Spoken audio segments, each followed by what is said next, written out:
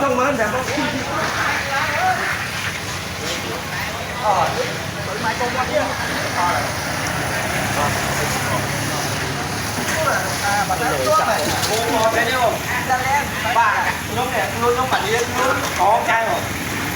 Sai tí đau chênh ấy, sai tí. Đây, ở đây bà đang ngồi chỗ đấy. Này mốt chụp ba đi. Thằng khai đấy, thằng ba cho mua đi đó. Chắc cho play bỏ vậy được. Chắc cho mang. Sai tí.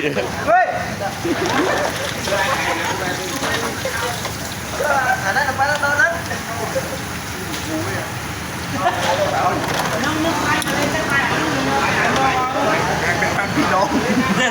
Nè, chạm qua thông minh rồi.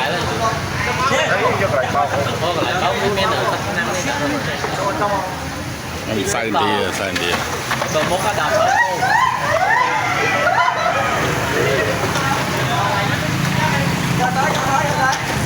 Đây nè.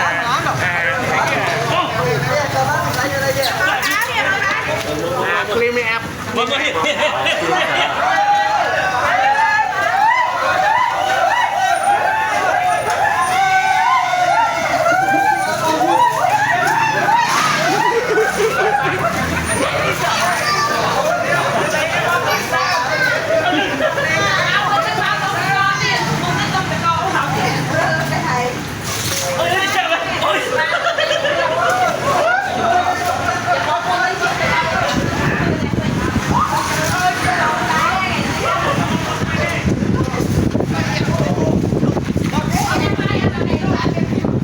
Dắt.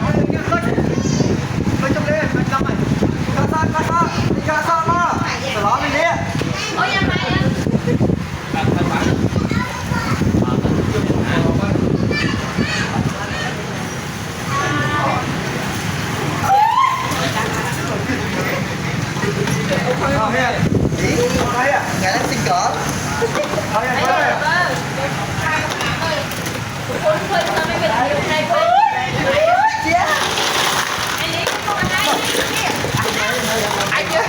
anh thì lên có xong có hơi quá cái màu rồi cậu không chụp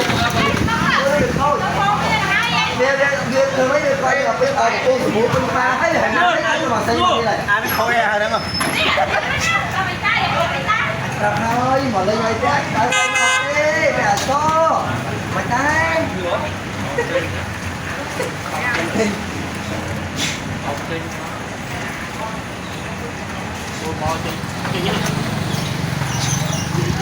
Chơi nhớ rồi. sao mà ốm sao Rồi tới